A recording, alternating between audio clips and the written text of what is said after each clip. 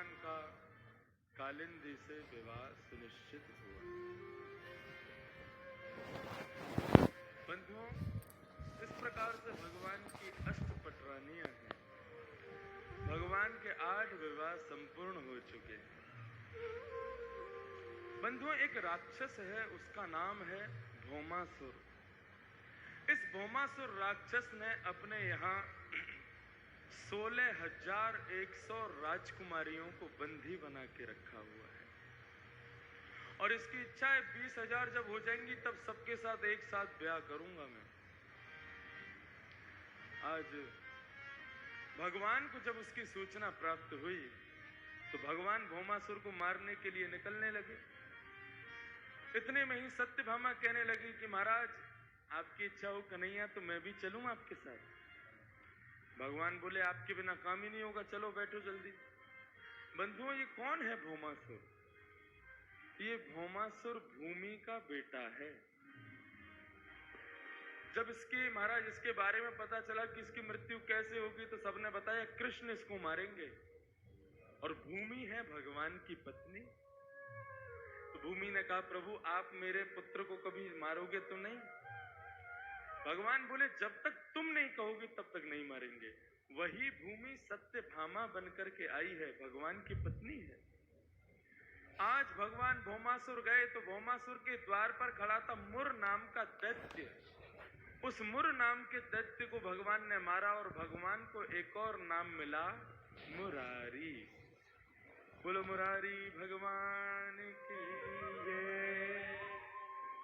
मुरारी को भगवान ने मारा, अंदर जाकर के भौमासुर से युद्ध किया। बहुत देर तक भौमासुर से युद्ध करते रहे। भगवान बच रहे हैं उससे, मार नहीं रहे उसको।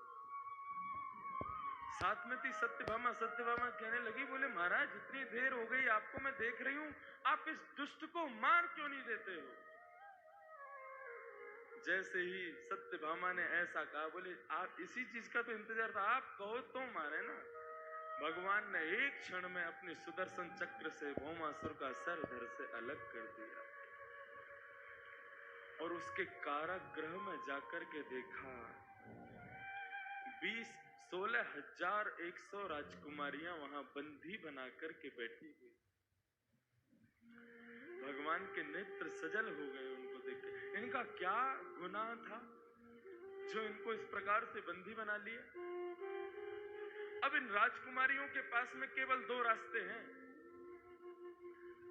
या तो ये कुएं में कूद करके अपनी जान दे दें या फिर गलत मार्ग पर चली जाएं, क्योंकि घर वाले तो इनको कोई अपनाएगा नहीं।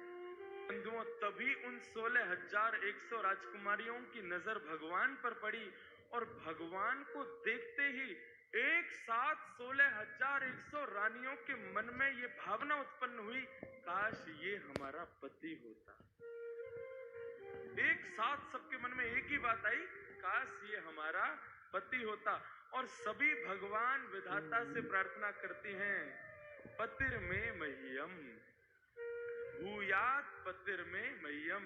ये सामने जो सांवरे सलोने खड़े हैं, इनको हमें पति रूप में दे दो।